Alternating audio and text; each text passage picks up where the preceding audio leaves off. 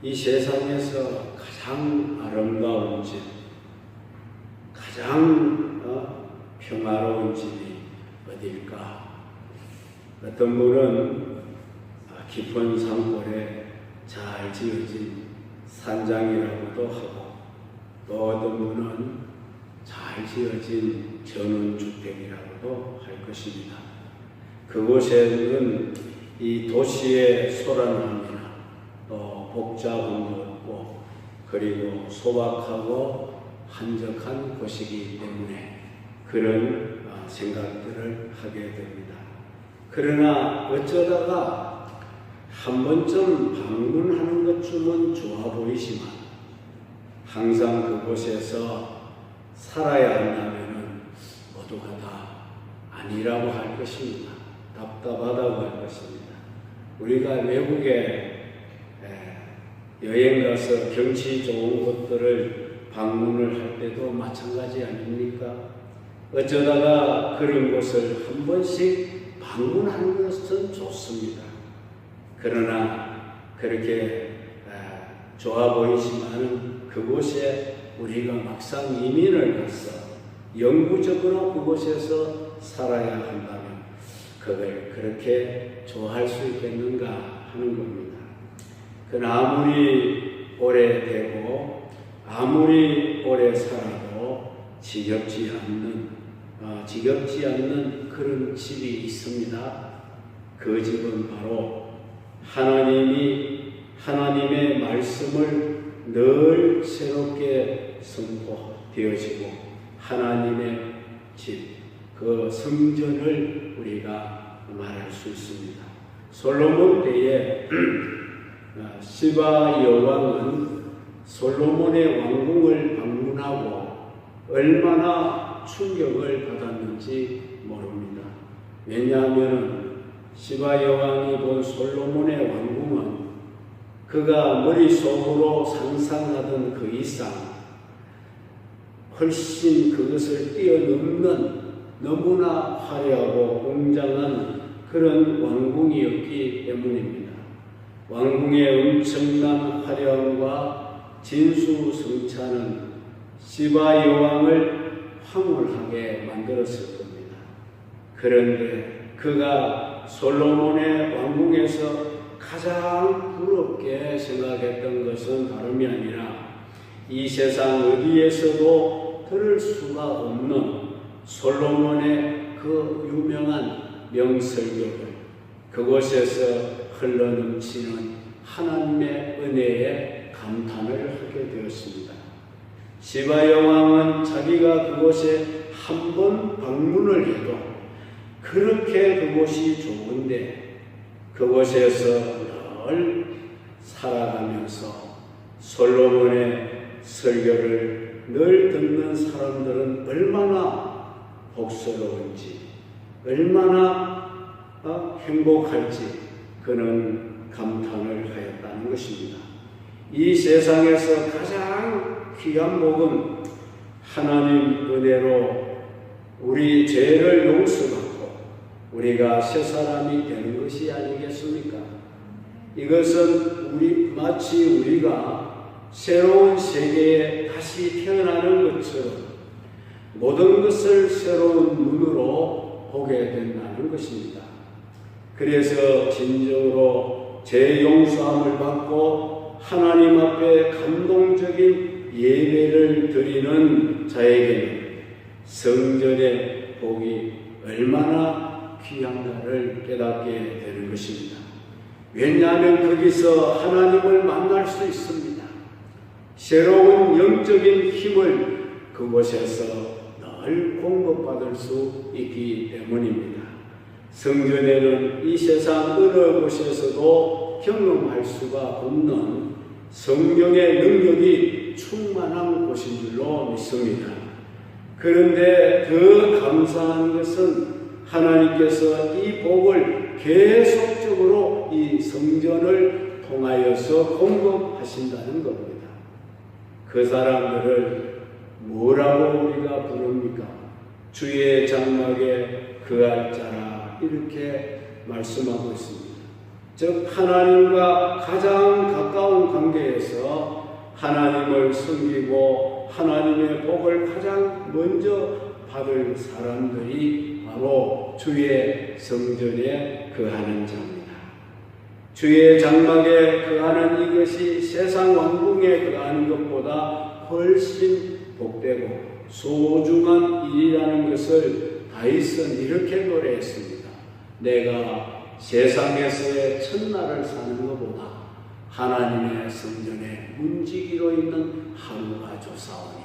할렐루야. 여러분들에게도 이런 뜨거운 심정을 가지고 하나님의 집을 사모하는 여러분이 되시기를 바랍니다. 이 집은 가장 복된 집입니다. 성전을 사모하고 아버지 집에 있기를 소망하며 살아가는 성도가 가장 복받은 성도인 줄 믿으시기를 바랍니다. 첫 번째로 주의 장막의 유할자 누구인가 했습니다. 시인은 이 세상에서 가장 복 있는 사람을 누구라고 말합니까? 돈을 많이 가진 사람이라고 했습니까? 정치적으로 또한 권력이 있는 자라고 했습니다. 그런 사람을 복 있는 사람이라고 성경에는 말씀하지 않습니다. 여호와의 장막에 거하면서 하나님과 가장 가까운 곳에서 늘 하나님하고 교제하는 자라고 이렇게 성경은 말하고 있습니다. 그래서 먼저 질문을 던졌습니다. 1절에 여호와여 주의 장막에 유할 자 누구오며 주의 성산에 거할 자 누굽니까? 이렇게 질문을 했습니다. 성경이 말하는 가장 복 있는 사람은 우리들이 복 있는 사람이라고 생각하는 사람과는 아주 다릅니다. 우리는 어떻게 해서라도 이 세상에서 많은 것을 소유하고 있는 자가 복 있는 자라고 생각하고 있지 않습니까? 그래서 부자를 복 있는 사람이라고 생각하는 겁니다. 그러나 하나님 앞에서 가장 복 있는 사람은 그런 사람이 아닙니다. 하나님의 마음을 독차지하고 있는 사람입니다. 할렐루야. 하나님의 능력을 붙들고 있는 사람이 복 있는 사람인 줄 믿으시기 바랍니다. 그 사람이 어떤 사람인가 하면은 주의 장막에서 살고 있는 사람이고 주의 성산에 계속 머물러 있는 사람이라는 것입니다. 여기서 우리가 주의해서 보아야 할 말씀은 유한다는 것과 거한다는 표현입니다. 유한다는 것은 한번 하나님을 만난 후에 하나님의 은혜를 체험한 후에 돌아가 버리는 것이 아니고 계속적으로 하나님과 교제하면서 하나님의 복을 계속적으로 받는 사람을 가르치는 것입니다. 여기에 몇 가지 전제가 되고 있습니다. 그 첫째는 먼저 하나님 앞에 유하려면 하나님이 허락해 주셔야 된다는 겁니다. 아무나 하나님 앞에 유할 수 있는 것이 아니고 거할 수 있는 것이 아니라는 겁니다. 아무나 하나님의 궁정에 들어갈 수가 없다는 겁니다. 다시 말하면 누구든지 그 궁정을 출입할 수 있는 출입증이 없으면 그 왕궁에 함부로 들락거릴 수가 없다는 겁니다. 마찬가지로 하나님 앞에 들어가려면 하나님의 허락이 있어야 합니다. 하나님의 허락받은 자만 들어갈 수 있습니다. 그리고 두 번째는 이 세상에서 많은 노력을 하는 것보다는 하나님 앞에서 모든 것이 다 판결이 난다는 그런 사상, 그런 신앙을 가진 자라고 했습니다. 사실 왕궁 밖에서 사람들끼리 아무리 토론을 하고 합의를 본들 무슨 소용이 있겠느냐는 말입니다. 왕이 허락하지 않으면 다 헛될 뿐인 것입니다. 그러나 왕의 허락이 떨어지면 모든 것이 일사천리로 해결되는 줄로 믿으시기 바랍니다. 세 번째는 하나님께서 모든 사람을 다 똑같이 상대하는 것은 아니라는 말씀입니다. 만일 하나님이 모든 사람을 다 똑같이 상대를 한다라고 하시면은 하나님의 집에 우리가 구태여 붙어 있을 필요가 없다는 것입니다. 우리가 왜 매주일 하나님의 집을 찾아오고 매일 새벽같이 하나님의 집을 찾아오고 매주 수요일마다 금요일마다 하나님의 집을 찾아올 필요가 있겠습니까? 그런데 하나님은 사람들을 각각 다르게 상대하고 계십니다. 어떤 사람은 다른 사람들보다 더 소중하게 생각하시는데 반면에 어떤 사람은 하나님이 별로 소중하게 여기지 않는 사람도 있다는 겁니다.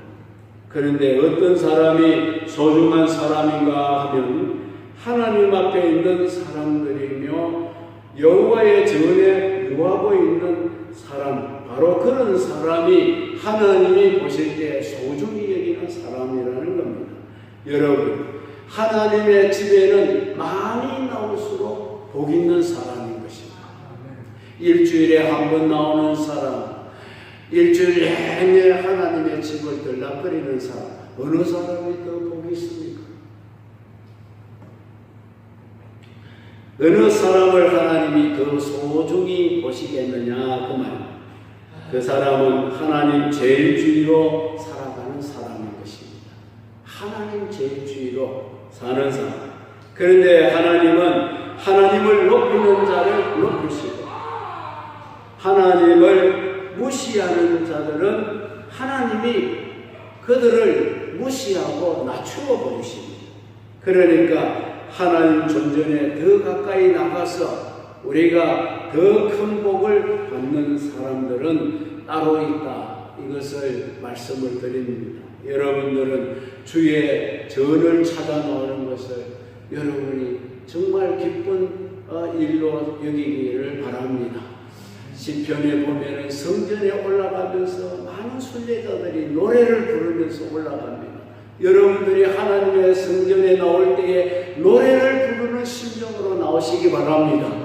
억지로 마지 못해 또 오늘 주일이 되었네. 내가 장로니까 내가 권사니까 내가 집사니까 이거 천년이 있어서 할 수 없이 나온다. 이러고 나오는 사람은 무슨 복이 있겠습니까? 하나님이 그런 사람들을 어떻게 보시겠습니까? 기쁜 마음으로 찬송을 부르며 오늘 정말 복된 날이구나. 하나님 집에 빨리 가야지. 여러분 교회도 주일날 빨리 오시는 분들이 있어요. 그런 분들은 그만큼 주일을 사모하고 있었다고 볼 수 있지 않겠습니까? 어떤 분들은 예배가 시작돼도 않고 그냥 이 설교를 시작할 쯤 돼서 오는 사람도 있습니다. 어느 사람을 하나님이 더 소중히 보겠습니까? 우선 하나님 앞에 우리가 출입증을 받으려면 하나님과의 근본적인 적대 관계부터 해결해야 됩니다. 우리가 하나님과 원수된 관계 아닙니까? 그러니까 자연인은 하나님 앞에 출입이 불가능하다는 것입니다. 하나님 앞에 나갈 수 있는 자격증은 오직 예수님의 피밖에 없습니다. 오직 어린 양 되시는 예수님의 피가 우리에게 있어야만 하나님 앞에 나갈 수 있는 출입증을 받게 될 줄로 믿습니다. 피가 있어야 돼요. 하나님의 아들이 내 대신 죄를 대신하여 죽어주셨다. 이 사실을 믿는 믿음만이 하나님 앞에 들어갈 수 있는 허락을 받아낼 수 있다는 것입니다. 그 외에는 절대로 하나님 앞에 들어갈 수 있는 방법이라는 것은 없습니다. 높은 학식이 있다고요? 지위가 높다고? 권력이 높다고요? 다 그건 하나님 앞에 소용이 없습니다. 그러니까 하나님의 아들의 보배로운 피를 믿는 자가 아니면 여호와의 장막에 유할 자격조차 없다는 것입니다. 물론 성전의 뜰까지는 누구든지 들어올 수가 있습니다. 그렇지만 그 안에 들어갈 수 있는, 지성소 안에 들어갈 수 있는 사람은 그리스도의 보혈의 피를 들고 들어가야 될 줄로 믿습니다. 모든 중요한 것은 하나님 앞에서 다 결정이 됩니다. 우리가 결정하는 게 아닙니다. 하나님은 참새 한 마리가 떨어지는 것도 하나님이 다 결정한다고 하셨습니다. 그러므로 우리의 모든 것이 다 하나님이 결정하십니다. 정치를 아는 분들은 이해가 빠를 줄 압니다. 아무리 사람들이 많은 토론을 하고 합의를 하더라도 최고 통치자의 허락이 없으면 아무 소용이 없는 겁니다. 그러나 통치자의 결정이 떨어지면 모든 것이 일사천리로 진행이 되지 않습니까? 그래서 나라 안에서 가장 중요한 영향력을 미치는 자는 통치자의 의도를 잘 읽을 수 있는 사람이고 통치자와 가장 가까이에 있는 사람인 것입니다. 그래서 여러 사람들을 움직이는 것도 중요하지만은 하나님을 움직일 수 있는 것은 그 무엇보다 중요한 줄 믿으시기를 바랍니다. 기도가 무엇입니까, 여러분? 기도는 하나님을 움직이는 것입니다. 믿습니까? 여러분들이 무엇으로 하나님을 움직일 수 있겠습니까? 하나님에게 무엇을 바쳐서 하나님의 마음을 움직일 수가 있겠습니까? 아무것도 없습니다. 기도 외에는 없습니다. 하나님은 기도하는 자의 그 기도 소리에 따라 움직이시는 하나님이신 줄 믿으시기 바랍니다. 사실 믿지 않는 사람들도 기도라는 표현을 쓰지만 그것은 잘못된 표현입니다. 오직 기도는 예수 그리스도의 피를 믿는 자들만이 할 수 있는 그런 일이기 때문입니다. 불교를 믿는 사람들은 기도라 하지 않고 소원이라고 하든지 아니면 그냥 빈다 이렇게 말합니다. 우리의 기도는 하나님의 허락을 받아내는 것이고 하나님의 마음을 움직이는 것입니다. 그러니까 이 세상에서 가장 힘이 넘치는 사람은 기도 응답을 많이 받아내는 사람이 가장 강한 사람인 줄로 믿으시기 바랍니다. 조지 뮬러라는 사람은 평생 5만 번의 기도 응답을 받았다고 하지 않습니까? 그러니까 많이 돌아다니는 것도 하나님 앞에 오래 무릎을 꿇을 수 있는 사람보다 못하다는 것이에요. 우리는 하나님 앞에 무릎을 오래 꿇을 수 있는 그런 사람이 복 있는 사람이라는 것을 믿으시기 바랍니다. 물론 젊을 때는 이곳저곳을 다니면서 많은 사람들을 움직이는 것이 가장 능력 있게 일하는 사람이라고 생각이 될 수도 있습니다. 왜냐하면 당장 일이 되는 것이 눈앞에 보여지기 때문입니다. 그렇지만 점점 기도의 맛을 깊이 보게 되면 될수록 사람을 만나거나 무슨 회의를 하는 것보다는 하나님 앞에서 기도하는 것이 훨씬 더 중요한 일이라는 것을 그가 깨달을 수 있게 되는 것입니다. 왜냐하면 하나님께서 가장 아끼는 사람은 늘 하나님 앞에 나와서 기도하면서 하나님께 붙어있는 사람입니다. 바로 그런 사람이 하나님의 의도를 가장 잘 파악하고 있는 사람인 줄 믿으시기 바랍니다. 아무리 그 사람이 외모적으로 볼품이 없는 사람이라도 나이가 많고 늙었더라도 여러분이요 기도하면은 그 사람 무시하면 안 됩니다. 그 사람은 하나님과 가까운 사람이거든. 기도하는 사람을 멸시하거나 욕하거나 박해하거나 그러면은 절대로 그 사람이 잘 될 수가 없어요. 하나님은 기도하는 사람을 소중히 보고 계시기 때문입니다. 그래서 이 세상에서 가장 큰 영향력을 미치는 사람은 두 가지를 가진 사람이라고 합니다. 하나는 끈질기게 기도할 수 있는 능력을 가진 사람이고, 또 다른 하나는 하나님의 말씀을 깊이 있게 해석을 하고 이해할 수 있는 능력을 가진 사람이라고 합니다. 하나님은 모든 사람들을 다 똑같이 대하시지 않습니다. 특별히 더 좋아하는 사람이 있고 더 가까이 하시는 사람이 있습니다. 심지어 예수님도 12제자가 있지 않았습니까? 그 12제자를 다 똑같이 대하신 것이 아니에요. 12제자들 가운데서도 중요한 일이 있을 때에는 3명의 제자들만 대접을 하셨다는 거예요. 하나님은 어떤 사람을 가장 좋아하시고 높여주십니까? 하나님의 말씀을 최고로 좋아하는 사람, 그를 높이시고 그를 좋아하십니다.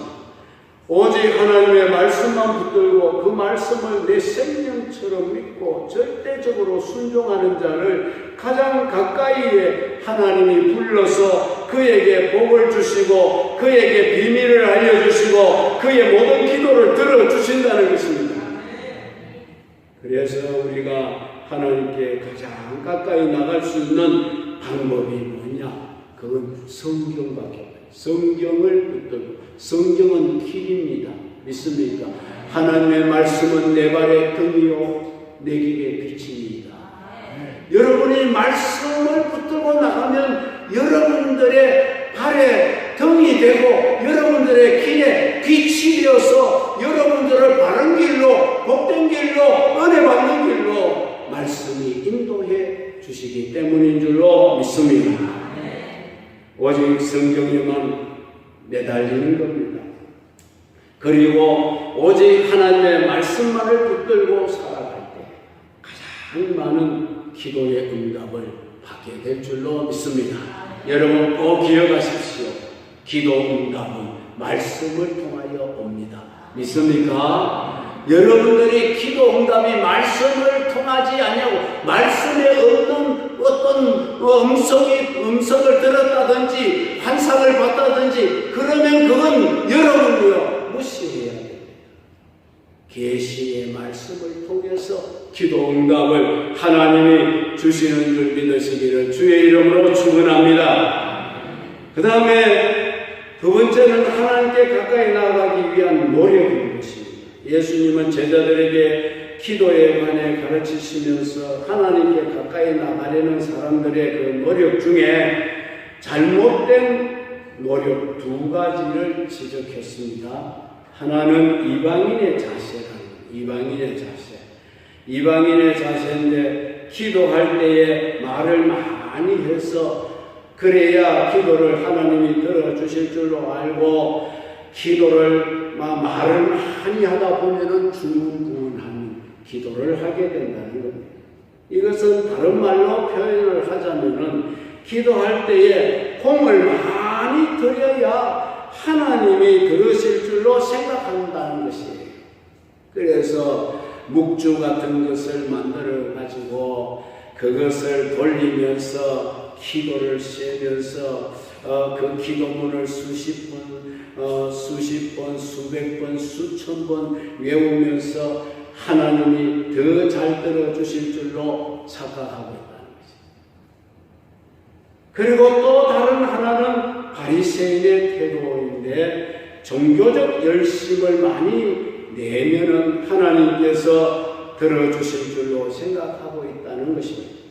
그래서 어떤 사람은 기도 시간이 되면 거리로 쫓아나가서 시장 모퉁이에 서서 많은 사람들이 보는 앞에서 막 기도를 했습니다.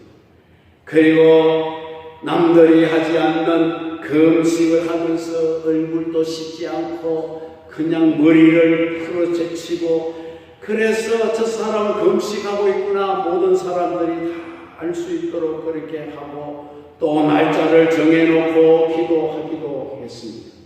그러나 우리가 기억해야 할 것은 종교적인 열정이 하나님께 가까이 나가게 하는 그런 길이 아니라는 사실입니다. 예를 들어서 가정과 직장을 버리고 기도원에 들어가 산다고 하나님 앞에 가까이 나가는 길이 아닙니다. 왜 산에 그렇게 자주 가느냐 물어보면은 산은 하늘이 가까웠어. 하나님이 잘 들어주실 것 같다고 이렇게 말하는 사람도 있다는 겁니다. 그러면 지하실에서 기도하면은 하나님은 생전 안 들어주시겠네요. 예수님은 은밀하게 보시는 하나님 앞에서 기도하라 그랬어요. 골방에서 기도하라고 했습니다. 문을 걸어 잠그고 기도하라고 했습니다.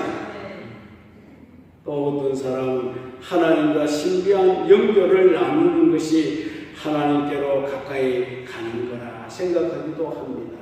물론 하나님을 가까이 하는 중에 성령의 감동으로 방언 기도도 하고 신비로운 체험도 하고 신비한 음성을 듣기도 합니다. 그러나 그런 체험만 가지고는 하나님께 가까이 나간다고 말할 수가 없습니다. 왜냐하면 자기 체면적으로도 얼마든지 그런 일이 일어날 수 있기 때문입니다. 어떤 사람은 신비적인 체험을 하고 난 후에 더 교회도 무시하고 더 하나님의 말씀도 무시하고 더 자기 교회 목사도 무시하는 사람이 있습니다. 이런 사람들은 은혜를 바로 받지 못한 사람이 분명합니다. 왜냐하면 성령의 사람은 겸손하게 되어 있습니다. 더욱 말씀을 사모하고 말씀 안에서 살려고 노력하게 됩니다. 그러니까 하나님 앞에 모든 응답이 있고 모든 복이 그 안에 있다는 것은 신앙을 가진 사람은 누구든지 다 알 수 있는 일입니다. 그러나 중요한 것은 우리가 어떻게 하면 더 하나님 앞으로 가까이 나갈 수 있느냐 하는 이겁니다. 2절로 3절 말씀을 보면 정직하게 행하며 공의를 일삼으며 그 마음에 진실을 말하고 그 혀로 참소하지 아니하며 벗에게 행하지 아니하며 이웃을 해방하지 아니하며 그렇게 말씀하고 있습니다. 우리가 하나님과 가까이 하기 위해서는 몇 가지 알아둘 것이 있습니다. 첫째는 우리는 세상과 하나님을 동시에 가까이 할 수 없다는 걸 알아야 합니다. 세상이 가까워지면 하나님이 멀어지고 하나님이 가까워지면 세상이 멀어집니다. 그래서 우리는 둘 중에 하나를 반드시 선택해야 합니다. 이것을 신약 성경에서는 심은 대로 거둔다 그런 말과 연결이 됩니다. 육체를 위하여 심는 자는 육체로부터 썩는 것을 거두고 성령을 위하여 심는 자는 성령으로부터 영생을 거두리라는 겁니다. 물론 우리가 천사라면은 단숨에 하나님과 가까이 할 수 있습니다. 단숨에 하나님과 가까이 할 수 있습니다. 그러나 우리에게는 체질이라는 것이 있습니다. 우리의 체질은 죄의 체질이기 때문에 정서적으로 하나님의 거룩하심이 우리가 불편할 때가 있습니다. 믿지 않는 사람들이 교회에 오게 되면 가장 적응하기가 어려운 점이 뭐냐면 정서적으로 이런 거룩한 분위기가 그들에게는 잘 맞지가 않습니다. 함부로 농담도 하고 자기 마음대로 행동을 해야 하는 편인데 모든 것을 절제를 해야 하고 조심해야 하는 곳이 바로 교회이기 때문에 그래서 그들은 체질에 맞지 않아 교회 못 온다 이런 말을 하지 않습니다. 하나님의 체질과 세상의 체질은 정서적으로 서로 거부 반응을 일으키고 있습니다. 그러니까 하나님을 가까이 하려면 세상을 멀리하는 훈련을 해야 하고 경건을 위하여 자기 자신을 쳐서 날마다 복종시켜야 될 줄로 믿습니다. 우리가 세상을 좋아하면 하나님이 그렇게 멀게 느껴질 수가 없다는 것입니다. 그리고 반대로 하나님을 가까이 하면 세상적인 것들이 그렇게 싫어질 수 없다는 것입니다. 술을 좋아하는 사람이 술을 끊는 방법이 뭐겠습니까? 여러분, 술을 끊으려고 아무리 노력해도 안 되는 사람, 그런 사람, 또 담배를 좋아해서 늘 담배를 피우는데 이 담배를 좀 끊어야 되는데 어떻게 하면 끊을 수 있을까? 또 도박을 좋아하는데 이 도박을 끊지는 못합니다. 이런 것들을 단번에 끊을 수 있는 방법이 뭡니까? 그것은 신앙생활에 올인하는 것입니다. 우리가 하나님께 올인할 때에 이런 것은 자동적으로 떨어져 나가게 되어 있습니다. 신앙생활을 열심히 하면 술 냄새 그거 맡기도 쉬워집니다. 담배 냄새는 맡으면 골치가 아파집니다. 그리고 자기 자신이 보기에도 노름하는 사람들이 그렇게 한심스러울 수가 없습니다.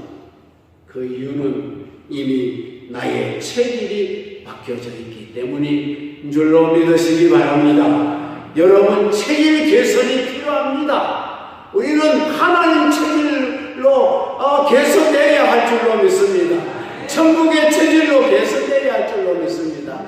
예수를 믿으면서 아직까지도 세상 체질 그대로 가지고 있으면은 그 사람의 신앙은 답보적인 신앙이 될 수밖에 없는 것입니다. 그 다음에 아무리 신앙 상태가 좋다가도 죄를 짓게 되면 하나님과의 관계가 단절되어 버린다는 것을 깨달아야 합니다. 왜냐하면 하나님은 죄를 가장 싫어하시는 분이 아닙니까? 하나님은 죄를 혐오하십니다. 그래서 우리가 죄를 지으면 하나님의 은혜는 한순간에 떠나고 씹어지고 맙니다. 이것을 회복하기 위해 우리가 입술로 하나님께 나 자신의 죄를 자백해야 하는 것입니다. 우리가 화를 낸다든지 또 불경스러운 죄에 빠진다든지 자기 자신을 자랑한다든지 거짓 주장을 해도 마음속의 기쁨이 사라질 수가 있습니다. 우리가 회개할 때 한 번 실수한 것만 고백하는 것이 아니라 근본적인 원인을 찾아 바르게 회개해야 한다는 겁니다. 그래서 다시는 그런 죄를 반복치 않게 하는 이것이 온전한 회개라고 할 수 있습니다.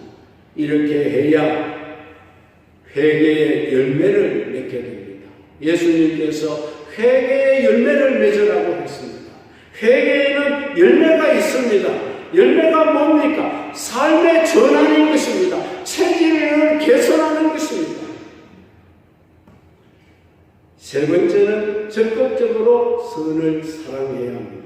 정직하게 행하며 공의를 일삼으며 그 마음의 진실을 말하며 하나님과 가장 가까워질 수 있는 방법은 그분의 말씀을 사랑하는 겁니다.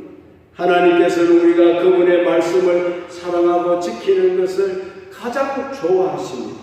그래서 우리는 말씀을 사랑하고 지키는 것을 통해 하나님께 무한히 가깝게 나아가게 될 것이고 하나님의 사랑을 독차지하게 될 줄로 믿습니다. 말씀을 사랑하는 그 사람은 하나님의 사랑을 독차지합니다. 또 기도할 때 우리가 하나님과 가까워집니다. 기도하면 하나님과 가까워진다고 성경에 말씀했습니다. 하나님께서는 분명히 말씀을 사랑하는 사람들을 특별히 사랑하셨습니다. 그래서 우리는 자기 안에 있는 제약된 본성과 싸워야 됩니다. 이 말씀을 사랑하기 위해서. 정직하게 행한다는 것은 자기 이익을 위해 남을 속이지 않는 것이 아닙니까? 우리 인간들은 정직보다 거짓을 더 좋아합니다. 좋은 말을 하는 것보다 욕하는 것을 더 잘 배웁니다. 아이들이 욕을 얼마나 잘 배우는지 모릅니다. 요즘 아이들 가만히 학생들, 초등학생들 지나가는 걸 제가 곁에서 가만히 들어보면 저끼리 가면서 말을 하는 것이 다 욕이에요. 아이들은 어떻게 저런 욕을 하는가? 누구한테 배웠겠습니까? 아버지 엄마한테 다 배웠고요. 여러분, 정직하게 행한다는 것은 자기 이익을 위하여 남을 속이지 않는 겁니다. 우리 인간은 정직보다 거짓을 더 좋아합니다. 그래서 사람들은 거짓말을 할 때에 더 인기를 끌 수도 있고 거짓말을 해야 그 사람들이 좋아한다는 거예요. 그러나 우리 믿는 성도들은 좀 재미가 없더라도 진실을 사랑하는 이유는 하나님이 진실하신 분이고 진실을 사랑하시기 때문입니다. 그리고 우리 믿는 사람들은 다른 사람을 자기의 이익을 위해서 이용을 하려고 해서도 안 됩니다. 어떤 사람을 그 사람 자체로 사랑해야지 나의 이익을 위해 이용하려고 할 때 우리는 하나님 앞에 공정을 잃어버리게 됩니다. 한 사람의 덕을 볼지는 몰라도 하나님의 덕을 놓치게 될 줄로 믿습니다. 우리가 자기에게 이익이 되는 사람에게는 더 잘해주고 자기에게 중요하지 않는 사람은 소홀하게 대할 때에 하나님은 그런 사람을 싫어하게 되실 줄로 믿습니다. 그 다음에 이제 하나님이 싫어하는 행동입니다. 이런 행동을 짓는 사람은 하나님 앞에 들어올 수 없고 기도 응답을 받을 수 없다고 했습니다. 여기 열거된 사람은 아예 하나님의 응답을 받을 생각을 하지 마라. 3절로 5절에 열거된 행동을 하는 사람은 하나님의 복을 받을 수 없는 사람이라고 못 받고 있습니다. 첫째는 혀로 다른 사람을 참소하지 말라고 했습니다. 이 참소라는 말은 다른 사람의 허물과 약점을 덜추어내어서 그걸 막 공격하는 겁니다. 왜 참소를 하면 안 되느냐? 마귀가 참소 대장이기 때문에 그렇습니다. 마귀는 우리를 늘 하나님 앞에서 참소합니다. 참소는 마귀의 방법입니다. 여러분, 남의 허물과 약점을 꺼내지 마시기 바랍니다. 그런 걸 공격하지 마시기 바랍니다. 주로 마음속에 분노가 있고 혈기가 많은 사람들이 마귀에게 이용을 잘 당합니다. 이 우리에게 마귀가 들어올 수 있는 그 문이 뭔지 아십니까? 혈기입니다. 혈기고 교만인 것이에요. 혈기가 있는 사람은 교만이 반드시 있습니다. 그 문으로 들어옵니다. 마귀가. 교만한 사람도 남의 약점을 공격해야 합니다. 왜냐하면 그래야 자기가 최고의 자리에 오를 수 있기 때문입니다. 그러나 어떤 사람이 그런 마음을 가지는 자체가 하나님이 기뻐하시는 마음이 아니라는 겁니다. 그런 마음을 가질 때 벌써 성령님이 우리와 함께 하지 않습니다. 그렇다고 해서 성도들은 옳고 그른 것마저도 분별하지 말라는 말은 아닙니다. 우리는 분별을 해야 하나 지나치게 비판의 이 영에 사로잡히지는 말라는 것입니다. 여기서 비판의 영은 어떻게 해서라도 수단 방법 가리지 않고 논쟁에서 이기려고 하는 겁니다. 여러분, 논쟁에서 이기면 뭐 하겠습니까? 여러분, 논쟁을 해보다가 이 사람은 도저히 꺾이지 않는 사람이다 싶으면 포기하셔야 됩니다. 내가. 그리스도인들은 다른 사람들의 약점을 동정하고 불쌍히 여길 줄 알아야 합니다. 그래서 할 수 있는 대로 이야기를 할 때 남의 약점은 건드리지 않고 말을 해야 합니다. 어떤 사람은 상대가 가장 아픈 그 약점을 탁 건드려가지고 그 사람에게 고통을 줍니다. 또한 벌에게 행하지 아니하며라는 이 말은 행악한다는 것은 가까운 사람을 자기 욕심을 위해 나쁘게 이용한다. 그런 말입니다. 세상 사람들의 수첩에는 자기에게 유익될 사람들의 전화번호와 주소와 이름을 빼곡히 적어 놓습니다. 어떤 사람은 수천 명의 지인의 이름과 전화번호가 자기 전화기에 저장되어 있다는 소리를 들었습니다. 그리스도인들은 자기 자신이 남에게 도움되기를 바라야 합니다. 그리스도인들은 남이 어려울 때 자기가 혹시라도 도움이 될 수 있었으면 굉장히 좋아하고 기뻐할 줄 알아야 합니다. 사랑의 시작은 남을 이용하는 것이 아니라 그 사람을 있는 그대로 인정하고 받아들이는 데서부터 출발합니다. 이웃을 해방한다는 것은 좋은 일을 하려는 것을 방해하는 것을 말합니다.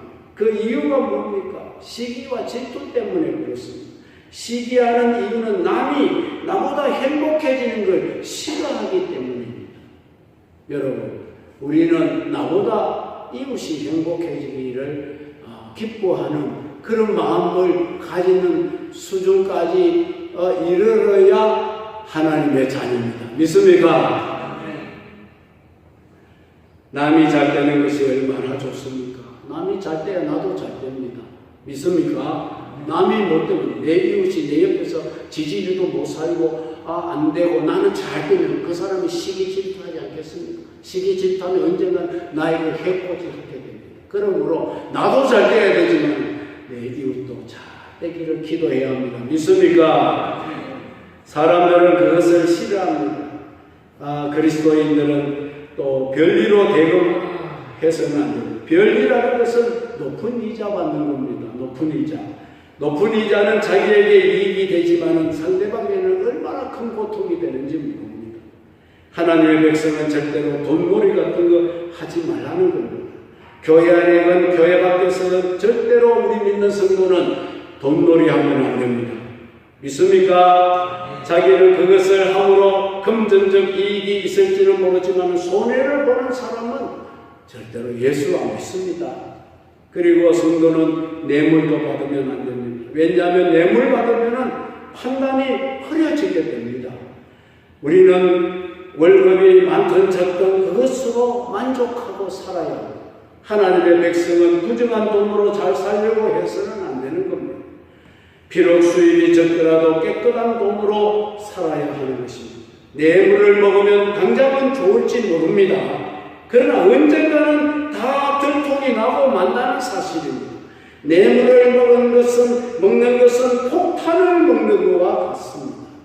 언젠가는 그 폭탄이 터지면은 그동안 쌓아놓았던 명예나 지식이나 그 모든 도덕이나 모든 것이 한순간에 추락하고 마는 것입니다.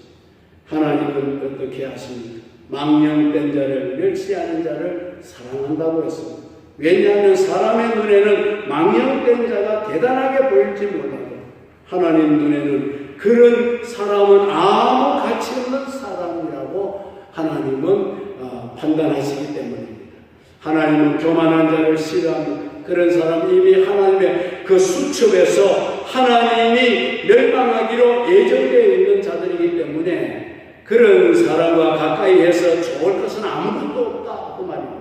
그래서 성도는 그런 망령된 사람에게 아첨을 할 필요도 없습니다. 덕볼 생각을 할 필요도 없습니다. 그래서 우리가 그들에게 잘 보이려고 할 필요도 없는 것입니다. 왜냐하면 하나님께서는 나의 길을 그런 사람과 상관없이 하나님이 나의 길을 따로 인도하시기 때문입니다. 그리고 여호와께서는 하나님을 두려워하는 자와 사람을 존대하는 자를 좋아하십니다. 다른 사람을 볼 때 외모로 보지 않고 그 사람 안에 있는 경건을 보고 그 사람을 존경하는 사람을 하나님은 좋아하십니다. 하나님을 두려워하는 자는 보석 같은 사람이라고 했습니다.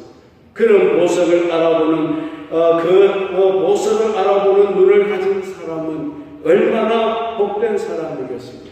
보석을 감정하는 눈을 가졌으니 얼마나 정확하게 사람을 분별하겠습니까? 이런 사람은 속일 수가 없습니다. 이런 사람은 당장 그 사람의 진실을 알아내는 겁니다. 그리고 진정한 그리스도인은 서운한 것은 해로울지라도 지키는 사람이라고 했습니다. 왜 서운을 하고 지키지 못하는 줄 아십니까? 지킬 수 없는 것을 서운했기 때문에 그렇습니다. 아니면 마음이 변했기 때문에 그렇습니다. 지킬 수 없는 것을 서운하는 것은 하나님을 앞지르는 행동인 것입니다. 하나님을 앞지르는 것은 하나님을 믿지 않는 거라는 말입니다. 사람은 시간이 지나면 마음이 변하게 되어 있습니다. 그런 자신의 마음을 붙들어 줄 수 있는 사람은 대단히 진실된 사람입니다. 자기 감정을 믿지 않고 자기 기분을 믿지 않고 자기 모든 것을 하나님 앞에 붙잡아 맨 사람이 서원을 지킬 수 있다는 겁니다. 이런 사람은 치사한 이익을 좋아하지 않습니다. 하나님의 모든 것이 나의 것인데 뭐가 답답하다고 치사하게 인간을 통하여서 덕을 보려고 하겠습니까? 그리고 그런 사람은 무죄한 자가 피를 보는 것을 좋아하지 않습니다. 다른 사람들은 엉뚱한 사람들을 걸고 넘어지지만 절대로 그렇게 하지 않습니다. 이런 사람에게 어떤 복을 약속하셨습니까? 영원히 요동치 않는 복을 약속했습니다. 세상이 변하고 정권이 뒤집혀지고 천지가 진동하더라도 절대로 그들은 망하지 않고 하나님의 복을 누리며 살게 될 사람들이라는 것입니다. 세상은 지금 아주 어려운 때를 우리가 살아가고 있습니다. 그러나 우리를 하나님께 깊이 박은 나무는 시절을 쫓아 가시를 맺게 되는 것입니다. 그 이유는 하나님께서 늘 함께 하시면서 우리를 돌보시고 지켜주시고 줄어들지 않는 복을 우리에게 내려주시기 때문인 줄로 믿습니다. 여러분들은 주의 성산에 하나님의 장막에 거하면서 불의를 멀리하고 주님을 가까이 하는 그런 복된 성도가 되시기를 주의 이름으로 축원합니다.